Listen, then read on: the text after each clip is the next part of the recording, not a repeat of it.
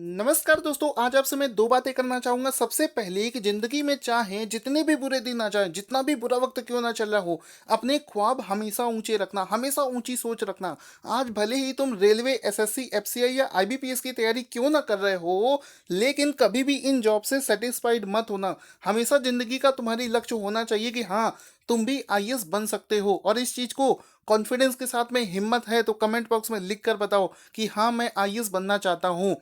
तो यहाँ पर पढ़ाई कभी भी रोकनी नहीं है। दूसरी चीज़, जितना ज़्यादा खुश रहोगे उतनी जल्दी आपका सिलेक्शन होगा।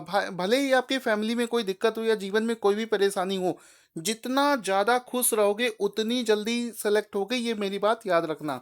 इसी के साथ शुरू करते हैं आज का सबसे पहला क्वेश्चन। तो दोस्तों, आज का सबसे पहला क्वेश्चन जो है वो ये कि दुनिया की 15 प्रदूषित शहरों की सूची में भारत का कौन सा शहर पहले स्थान पर रहा है। तो यहाँ पर एक रिपोर्ट अभी जारी करी गई है जिसमें सबसे ज़्यादा प्रदूषित शहरों में कानपुर शहर जो है, उत्तर प्रदेश का कानपुर शहर, वो नंबर 1 पोजीशन पर है। तो ऑप्शन सी यहाँ पर बिल्कुल सही हो जाएगा। अब इसके बारे में और डिटेल समझते हैं। अब आपके मन में एक सवाल आ रहा होगा, अक्सर आंसर तो मुझे समझ में आ गया है, लेकिन ये रिपोर्ट किसने जारी करी है वो भी पता होना जरूरी है। तो यहाँ पर ये जो रिपोर्ट है, इसको WHO यानी कि वर्ल्ड हेल्थ ऑर्गेनाइजेशन के द्वारा जारी किया गया है। आपको बताना है कि WHO का हेड क्वार्टर कहाँ पर है, ठीक है, इतना आपको बताना है। दूसरी चीज़, यहाँ पर दिल्ली के बारे में जरूर पूछेगा, ठीक है, क्योंकि दिल्ली की बहुत ज़्यादा खबरें आती रहती हैं प्रदूषण को लेकर। तो यहाँ पर दिल्ली को पता नहीं क्यों छठे नंबर पर रखा गया है। मेरे हिसाब से इसको नंबर 1 पर होना चाहिए था, लेकिन यहाँ पर इसको छठे स्थान पर रखा गया है, ये चीज़ याद रखेंगे। अब यहाँ पर हम लोग टॉप 5 मोस्ट पॉल्यूटेंट सिटीज़ के लिस्ट देख लेते हैं। मैंने आपको पहले से ही बता दिया है कि कानपुर को नंबर 1 पर रखा गया है। नंबर 2 पर रखा गया है फरीदाबाद को। नंबर 3 पर रखा गया है वाराणसी को। नंबर 4 पर गया को। नंबर 5 पर पटना को। देखो, वाराणसी को नंबर 3 पर रखने का सबसे बड़ा लॉजिक ये दिया गया है कि अभी रिसेंट में जो वाराणसी में बीजेपी सरकार और लोगों के द्वारा जो डेवलपमेंट्स के काम कराए जा रहे हैं, जो आधुनिकीकरण का काम किया जा रहा है, उस वजह से वहाँ पर पॉल्यूशन जो है, वहाँ की एयर जो है वो पॉल्यूटेड हो गई है। इस वजह से वाराणसी को 3 नंबर पर रखा गया है। तो यहाँ पर मोटे मोटे तौर पर ये समझो कि आपको 3 नाम याद रखने हैं। सबसे पहले कि सबसे ज़्यादा पॉल्यूटेड कौन है, कानपुर। वाराणसी कौन से स्थान पर है, तीसरे।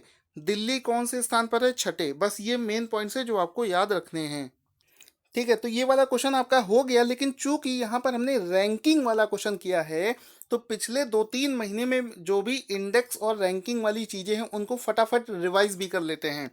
तो यहाँ पर देखो, अभी हाल ही में मर्सर के द्वारा क्वालिटी ऑफ लिविंग सर्वे 2019 किया गया था, जिसमें सबसे ज़्यादा क्वालिटी ऑफ लिविंग शहर के रूप में वियना को स्थान दिया गया था। वियना इसमें नंबर 1 पर था, ठीक है। इसके बाद में एक रिपोर्ट आई थी वर्ल्ड गोल्ड काउंसिल की तरफ से, जिसमें उसने बताया था कि दुनिया भर में हर देश के पास में कितना गोल्ड है, सोना है। उस मामले में भारत जो है 11वें स्थान पर आता है। एक समय सोने की चिड़िया कहा जाता था। भारत के पास इतना सोना था कि पूरी दुनिया में जो आज की डेट में सोना है वो भारत से ही, मैक्सिमम सोना जो है वो भारत की तरफ से गया हुआ है। इसी वजह से सोने की चिड़िया बोला जाता था। तो यहाँ पर भारत जो है इस समय 11वें स्थान पर पहुँच गया है। उसके बाद में है, भारत दुनिया में हथियारों का दूसरा सबसे बड़ा आयातक देश बन गया है। यानी कि बाहर से हथियार को खरीदने के लिस्ट में भारत दूसरे नंबर पर है, ठीक है। उसके बाद में देखो, इंक्लूसिव इंटरनेट इंडेक्स 2019 में भारत 47th पोजीशन पर है। और इन सब क्वेश्चंस को हम लोग डिटेल में डेली बेसिस पर पहले ही कर चुके हैं। ये रिवीजन है, इस वजह से जल्दी से करवा रहा हूँ। उसके बाद में है, भारत अंतरराष्ट्रीय आईपी इंडेक्स 2019 में 36वें स्थान पर है, ठीक है।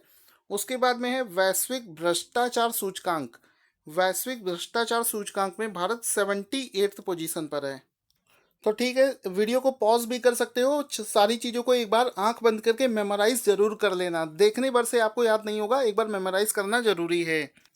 इसके अलावा दोस्तों, मुझे उम्मीद से ज़्यादा अच्छा रिस्पांस मिला है जो आपने पीडीएफ परचेज किया है। इसके अलावा मैं आपको बार बार यहाँ पर रिपीट करूँगा कि यहाँ पर पिछले 3 महीने के करंट अफेयर्स का मैंने सेल लगाया था। यहाँ पर आपको एक डिस्काउंट दिया था जिसमें पिछले 3 महीने जनवरी, फरवरी और मार्च महीने का करंट अफेयर्स आपको डिस्काउंट पर दिया जा रहा है नवरात्रि सेल की वजह से।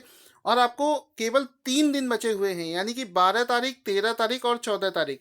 3 दिन के बाद में ये ऑफर आपको नहीं मिलेगा, जिसमें मात्र 100 रुपये में आपको ये 3 महीने का पीडीएफ दिया जाएगा। दोस्तों यहाँ पर मैं आपसे फोर्स करूंगा कि इस पीडीएफ को जरूर लें। रीजन उसका ये है कि एक तो ये डिस्काउंट पर आपको मिल रहा है, दूसरी चीज आपको भी पता चलेगा कि इन करंट अफेयर्स में आपको कितना फायदा मिलेगा। विश्वास मानिए, आप मन में यही सोचोगे पढ़ने के बाद में कि करंट अफेयर्स का आपका जो बर्डन था वो मैं 0% कर दूंगा, इससे बाहर आपके एक भी क्वेश्चन नहीं जाएगा। पूरी कोशिश इस करंट अफेयर्स में है, आपको पढ़ने के बाद में इसको पता चलेगा। वीडियो के डिस्क्रिप्शन में लिंक है, वहां पर जाकर जल्दी से परचेज करें। आज का अगला क्वेश्चन है कि कौन सा शहर 7 दिन तक 24 घंटे अल्ट्रा लो इमिशन जोन लागू करने वाला दुनिया का पहला शहर बन गया है? तो यहाँ पर दुनिया का जो पहला शहर बना है वो बना है लंदन। ऑप्शन बी यहाँ पर बिल्कुल सही हो जाएगा। क्या बना है फिर से समझना। 7 डेज के लिए 24 घंटे अल्ट्रा लो इमिशन, इमिशन का मतलब क्या होता है, उत्सर्जित करना। यानी कि जो पॉल्यूशन अगर किसी सिटी का बढ़ जाए तो वहां पर एक ऐसा नियम लगा दिया जाए कि अल्ट्रा लो यानी कि बिल्कुल कम से कम हमें यहाँ पर इमिशन करना है। जैसे गाड़ियों का धुआं होता है, ये सारी चीजें। तो क्या किया जाता है, लंदन पहला ऐसा शहर बना है।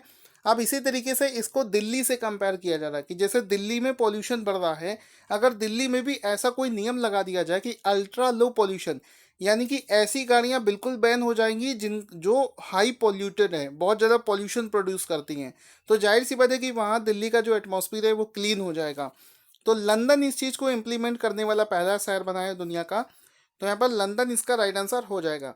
अब यहाँ पर एक फोटो आप देख लेते हैं। यहाँ पर देखो बैनर भी लगा है लंदन की सड़कों पर, अल्ट्रा लो इमिशन जोन। ठीक है, यहाँ पर 7 दिनों के लिए इसको इम्प्लीमेंट किया गया है। इसके अलावा मैं आपको लंदन की पोजीशन भी बता चुका हूँ वर्ल्ड के मैप में। यूनाइटेड किंगडम देश में आप जैसे ही जाएंगे, ये आपको जो दिख रहा है इंग्लैंड, और इंग्लैंड के नीचे आपको दिख जाएगा यूके का कैपिटल लंदन। ठीक है, इसके अलावा यहाँ पर आपको एक और जुड़ी हुई खबर बता देता हूँ। पिछले 2-3 महीने पहले ब्रिटेन ब्रिटेन ने क्या न्यूज़ आया था कि ब्रिटेन में रॉयल गोरखा राइफल्स की बटालियन को शामिल किया जाएगा। ठीक है, जिसके लिए ब्रिटेन क्या करेगा, ब्रिटेन नेपाल से लोगों को रिक्रूट करेगा और एक यहाँ पर एक बटालियन बनाएगा जिसका नाम होगा रॉयल गोरखा राइफल्स, जिसका फोटो आप यहाँ पर देख सकते हैं। तो ये कौन करेगा, ब्रिटेन ने इस चीज़ को अनाउंस किया था। जनवरी के आसपास का न्यूज़ है, आपको बस रिवीजन करवा रहा हूँ। अगला क्वेश्चन है, हाल ही में कौन इंडियन ओवरसीज बैंक के एमडी और सीईओ के रूप में कार्यभार संभालेगा? तो यहाँ पर इंडियन ओवरसीज बैंक के एमडी और सीईओ के रूप में कर्णम शेखर, नाम फिर से सुना, कर्णम शेखर को अपॉइंट किया गया है। अब ये कर्णम शेखर कौन है, आपको भी पता है कि देना बैंक और विजया बैंक को बैंक ऑफ बड़ौदा में मर्ज कर दिया गया है। तो देना बैंक और विजया बैंक के जो सीईओ हैं वो कहाँ जाएंगे? तो यहाँ पर जो देना बैंक के सीईओ थे कर्णम शेखर, उनको इंडियन ओवरसीज बैंक का सीईओ बना दिया गया है। और जो विजया बैंक के सीईओ थे, ऐसा सुनने में आ रहा है कि उनको कैनरा बैंक का सीईओ बना दिया जाएगा, और जब बनेंगे तब मैं आपको खबर जरूर दूंगा। तो यहाँ पर ये इंडियन ओवरसीज बैंक का आप लोगो भी देख सकते हैं। अगर पूछा जाए इंडियन ओवरसीज बैंक का हेडक्वार्टर कहाँ पर है, वो है चेन्नई तमिलनाडु में। कैनरा बैंक का मैंने नाम लिया था, उसका हेडक्वार्टर कहाँ पर है, उसका है बेंगलुरु कर्नाटका में। चूंकि ये बैंकिंग सेक्टर में एक नियुक्ति है तो इससे रिलेटेड क्वेश्चन देख लेते हैं, जल्दी से रिवीजन कर लेंगे। पिछले 3 महीने में जितने भी बैंकिंग के नई अपॉइंटमेंट्स हुए हैं, शक्तिकांत दास को भारतीय रिजर्व बैंक के 25वें गवर्नर के रूप में नियुक्त किया गया है। नाम सबको याद होगा, लेकिन कभी कभी पूछ लेता है कि ये कौन से नंबर के गवर्नर हैं, तो आंसर हो जाएगा 25वें नंबर के गवर्नर है शक्तिकांत दास। उसके बाद में आईएमएफ की चीफ इकोनॉमिस्ट किसे बनाया गया है, तो ये बनाया गया था गीता गोपीनाथ को। ठीक है, ये एक इंडियन है जिनको आईएमएफ का चीफ इकोनॉमिस्ट बनाया गया है, गीता गोपीनाथ इनका नाम है। हाल ही में यस बैंक के सीईओ और एमडी किसको बनाया गया है, तो ये बनाया गया है रवनीत सिंह गिल को। वित्त सचिव किसे बनाया गया है, ए एन झा को वित्त सचिव बनाया गया है। चीफ इकोनॉमिकल एडवाइजर, मुख्य आर्थिक सलाहकार, हाल ही में किसको बनाया गया है, ये बनाया गया है कृष्ण मूर्ति सुब्रमण्यम को। सभी चीज़ों एकदम से आपको सुनकर याद नहीं होगी, वीडियो को पॉज करो, एक बार मन में सारी चीज़ों को रिवाइज करो, बस हो गया तैयार। अगला प्रश्न है, निम्नलिखित में से किसे विजडम भारतीय महिला क्रिकेटर के रूप में चुना गया है। ठीक है, तो भारतीय महिला क्रिकेटर को leading cricketer of the year के रूप में चुना गया है, उनका नाम है स्मृति मंधाना। ऑप्शन डी यहाँ पर बिल्कुल सही हो जाएगा। स्मृति मंधाना को विजडम की तरफ से क्रिकेटर ऑफ द ईयर के रूप में चुना गया है। स्मृति मंधाना का फोटो आपको दिखा देते हैं, इनको ही चुना गया है। अगर पुरुष कैटेगरी की बात करी जाए तो कल मैंने आपको क्वेश्चन कराया था कि wisdom male cricketer of the year के रूप में विराट कोहली को चयनित किया गया था। अगला क्वेश्चन है, देखो आप सभी लोग गूगल, फेसबुक, अमेजन और ये सारी वेबसाइट जरूर चलाते होंगे, उसी से जुड़ा हुआ एक क्वेश्चन है कि निम्नलिखित में से किस देश के सांसदों ने हाल ही में फेसबुक और एप्पल जैसी दिग्गज कंपनियों पर गाफा टैक्स लगाने के लिए मंजूरी प्रदान कर दी है। तो दोस्तों यहाँ पर ये जो बड़ी बड़ी कंपनियां हैं, फेसबुक, एप्पल, ये इन कंपनियों पर जो गाफा टैक्स है वो लगाया है फ्रांस की सरकार ने, फ्रांस की सरकार ने। और इस टैक्स के लगाने से अमेरिका बहुत ही ज़्यादा नाराज है और हो सकता है फ्रांस के ऊपर कोई कार्रवाई भी कर सकता है। लेकिन जो फ्रांस के सांसद हैं उन्होंने बड़ी ही कॉन्फिडेंस के साथ में, प्राउड के साथ में ये टैक्स वहाँ पर सदन में पास कर दिया है। तो यहाँ पर ये गाफा टैक्स है क्या और इसका नाम गाफा कैसे पड़ा वो समझेंगे। यहाँ पर आपको दिखा दूँ, ये जो गाफा नाम है वो पड़ा है गूगल का जी, ठीक है, अमेजन का ए, फेसबुक का एफ और एप्पल का ए, तो गाफा बन गया ना। तो गाफा टैक्स इसको नाम दिया गया है। इसके पीछे का लॉजिक ये दिया गया है कि ये जो कंपनियां हैं कमाती तो दूसरे देशों से है, लेकिन उस देश में ये टैक्स नहीं फिल करती हैं, अपने देश की सरकार को ये लोग टैक्स देती हैं। तो हमारे देश से पैसा कमाकर आप अपने देश में पैसा भी ले जा रहे हो, टैक्स भी उन्हीं की सरकार को दे रहे हो। तो यहाँ पर फ्रांस की सरकार चाहती है कि ये कंपनियां जो हैं हमारे देश में भी टैक्स देकर जाएं, इस वजह से ऐसा यहाँ पर इम्प्लीमेंट किया गया है। अब ये जो चारों कंपनियों की मैंने बात करी है, इनके सीईओ का नाम भी याद रख लेना, एग्जाम में बार बार पूछा जाता है। गूगल के सीईओ का नाम है सुंदर पिचई, एप्पल के सीईओ का नाम है टिम कुक, फेसबुक के सीईओ का नाम है मार्क जुकरबर्ग, अमेजन के सीईओ का नाम है जेफ बेजोस, जो कि दुनिया के सबसे अमीर इंसान है। यहाँ पर आपको एक चीज़ बतानी है, एक कंपनी है माइक्रोसॉफ्ट, माइक्रोसॉफ्ट के सीईओ का नाम क्या है ये आप लोग जल्दी से बताएंगे। एक क्वेश्चन और यहाँ पर बताना, हाल ही में मार्क जुकरबर्ग को पछाड़कर दुनिया की सबसे कम एज की बिलियनियर कौन बनी है? अभी रिसेंट का क्वेश्चन है, 1 महीने पहले का। किसको याद है जल्दी से कमेंट करके बताना।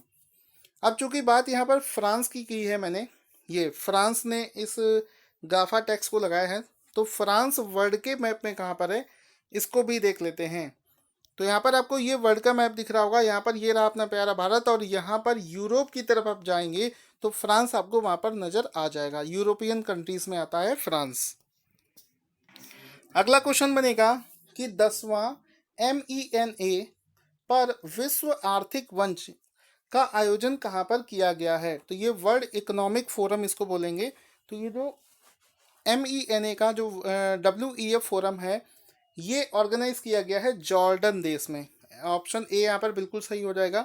यहाँ पर MENA, मीना जो है इसका फुल फॉर्म होता है middle east and north Africa, यानी कि मध्य पूर्व और उत्तरी अफ्रीका। एक्चुअल में ये जो रीजन है, इस रीजन के डेवलपमेंट के लिए इस इवेंट को ऑर्गेनाइज किया गया है। WEF का जो हेडक्वार्टर है वो है जेनेवा, स्विट्जरलैंड में। ठीक है, यहाँ पर वर्ल्ड इकोनॉमिक फोरम का एक लोगो भी देख लेंगे सो दैट आपको चीज़ें समझ में आ जाए। तो यहाँ पर इस फोरम में मेनली 3 चीज़ों पर डिस्कशन किया जाएगा। सबसे पहला कि इस क्षेत्र में नौकरी के अवसर बढ़ाना, वहाँ की महिलाओं को सशक्त बनाना और पिछले वर्षों में क्षेत्र में उद्योग में शामिल होने वाले जटिल स्टार्टअप को बढ़ावा देना, इतना वहाँ पर किया जाएगा। हाल ही में CRPF का 54वां वीरता दिवस किस दिन मनाया गया है? यहाँ पर CRPF का जो 54वां वीरता दिवस है ये मनाया गया है 9 अप्रैल को। आप लोग कमेंट करके बताएंगे CRPF का फुल फॉर्म क्या होता है, जल्दी से कमेंट करके बताना। एक आपको फोटो भी दिखा देते हैं, आप देख सकते हो 54th CRPF वैल्योर डे। ठीक है, जिस मौके पर रामनाथ कोविंद जी वहाँ पर उपस्थित थे और उन्होंने एक और अनाउंसमेंट करी थी, वो देखते हैं। अगला क्वेश्चन बनेगा इसी इवेंट से रिलेटेड बनेगा, राष्ट्रपति रामनाथ कोविंद ने CRPF सहित परिवारों की मदद के लिए किस नाम से एक मोबाइल ऐप लॉन्च किया है? तो यहाँ पर ये जो मोबाइल ऐप है उसका नाम है CRPF वीर परिवार। CRPF वीर परिवार नाम से एक मोबाइल ऐप भी लॉन्च किया गया है। ये जो आपने मोबाइल ऐप देखा है, चूँकि सीआरपीएफ के लिए तो सीआरपीएफ का फ़ोटो और ये मोबाइल ऐप जो है ख़ास करके उन लोगों के लिए है जो उन लोगों के परिवारों के लिए है जो ड्यूटी के दौरान मारे गए थे। इस मोबाइल ऐप से उनको ये पता चलेगा कि सरकार की तरफ से उनको कितना रुपए अनुदान दिया जाएगा, पेंशन कैसे मिलेगी और भी सरकार की तरफ से जो लाभ मिलने होते हैं वो समय समय पर कैसे मिलेंगे और सरकार द्वारा जो ऐसे लोगों के लिए योजनाएं चलाई जाती हैं वो भी वहाँ पर इनको पता चलेगा। तो अगर आपके नॉलेज में कोई ऐसा व्यक्ति है तो उनको इस ऐप के बारे में आप बता सकते हैं। दोस्तों, एक कंपनी है जिसका नाम है थाइसन ग्रुप एलिवेटर, जो कि लिफ्ट बनाती है। बहुत जगह आपने देखा होगा, अंदर लिखा रहता है थाइसन ग्रुप एलिवेटर। उसके जो नए सीईओ हैं वो कौन बनाए गए हैं? तो यहाँ पर मनीष मेहान नाम के एक व्यक्ति हैं जिनको थाइसन ग्रुप एलिवेटर का सीईओ बनाया गया है। यहाँ पर इस कंपनी का लोगो भी आप देख सकते हैं, थाइसन ग्रुप, और ये एक जर्मनी की कंपनी है। ठीक है, तो मनीष मेहान को इसका सीईओ बनाया गया है। एक और रिवीजन कर लेते हैं। हाल ही में अरविंद सक्सेना को यूपीएससी का चेयरमैन बनाया गया था, तो इसको रिवीजन के तौर पर हम लोग करेंगे। अगला क्वेश्चन है, कौन सी गेमिंग कंपनी भारत का पहला अरब डॉलर का गेमिंग स्टार्टअप बन गया है? तो आपको जानकर खुशी होगी कि भारत की पहली ऐसी कंपनी है, गेमिंग कंपनी, जो कि अरब डॉलर, मिलियन डॉलर कंपनी बन गई है, जिसका नाम है ड्रीम इलेवन। ठीक है, आप सभी लोगों ने इसका ऐड बहुत देखा होगा, धोनी इसका ऐड करते हैं। ड्रीम इलेवन नाम की एक कंपनी है और ऐसा कहा जाता है कि इस ऐप के थ्रू आप पैसा भी कमा सकते हो। हालांकि मैंने कभी इसमें ट्राई नहीं किया है। अगर आप में से किसी ने इसमें पैसा कमाया हो तो कमेंट करके ज़रूर बताना। यहाँ पर इस कंपनी को यूनिकॉर्न कंपनी बन गई है। ठीक है, यूनिकॉर्न का मतलब होता है 1 बिलियन डॉलर की जो कंपनी बन जाती है उसको यूनिकॉर्न कंपनी बोली जाती है। तो भारत का पहला ऐसा गेमिंग कंपनी है जो कि यूनिकॉर्न कंपनी बना है। ये जो कंपनी है ये सन 2008 में इसको स्थापना करी थी। भावेश सेठ और हर्ष जैन ने मिलकर इसकी स्थापना करी थी। अब शुरू करते हैं करंट अफेयर्स का रिवीजन। आज का सबसे पहला क्वेश्चन है कि यूट्यूब किस देश का सबसे बड़ा और सबसे तेजी से बढ़ने वाला बाजार बन गया है? आज का दूसरा प्रश्न है, कौन सी एसेट मैनेजमेंट कंपनी कुल एसेट के मामले में नंबर 1 पर पहुंच गई है? अगला प्रश्न है, ऑस्ट्रेलिया में अपनी पहली ड्रोन डिलीवरी सेवा शुरू करने वाली कंपनी का क्या नाम है? भारत के पहले रेलवे स्टेशन का नाम बताइए जिसको हाल ही में आईएसओ का सर्टिफिकेट मिल गया है। जल्दी से आंसर दे देना। और आपसे मैं एक बार फिर से बोलूँगा, 100 रुपये कोई बहुत बड़ी चीज़ नहीं होती है। एटलीस्ट एक बार आपको ज़रूर ट्राई करना चाहिए। मैं वादा करता हूँ इससे बाहर आपका एक भी क्वेश्चन नहीं जाएगा। Thank you for watching this video.